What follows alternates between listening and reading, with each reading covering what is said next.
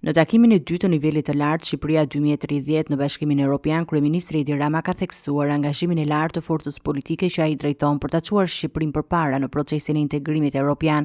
Ai theksoi rëndësinë e shfrytëzimit të mundësisë për hapjen e dyerve të Bashkimit Evropian, duke thënë se kjo mundësi është reale dhe aktuale, por mund të mbyllet nëse nuk veprohet shpejt.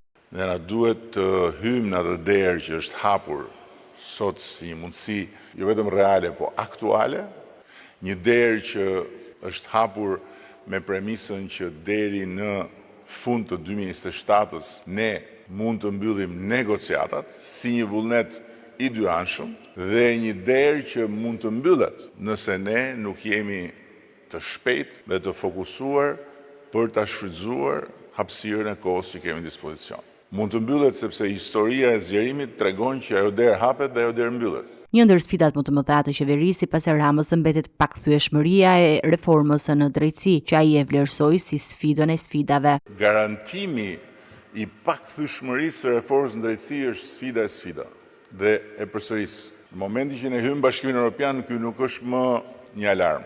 Po deri kur ne të jemi në Bashkimin Evropian, ky duhet të jetë alarm i vazhdueshëm që reforma në drejtësi të jetë e pakthyeshme, që institucionet e reja të drejtësisë. Kryeministri u ndal edhe tek Komisioni i Posaçëm Antikorrupsion, duke thënë se ky komision është rezultati i një alarmi të brendshëm dhe se puna e tij do të vazhdojë edhe në legjislaturën e ardhshme. Edhe në legjislaturën e ardhshme, që të jemi shumë të qartë, është kyç për të mundësuar jo vetëm hyrjen në atë derë, por dhe qëndrimin aty si një vend me një proces të konsoliduar të garancive të lirisë individuale dhe barazisë para ligjit. Nuk ka liri individuale dhe barazi para ligjit askund tjetër. Në përfundim, Rama theksoi se Shqipëria nuk ka tjetër rrugë përveç asaj të Bashkimit Evropian dhe se ky proces është tërësisht i lidhur me forcimin e reformave të brendshme, veçanërisht në drejtësi.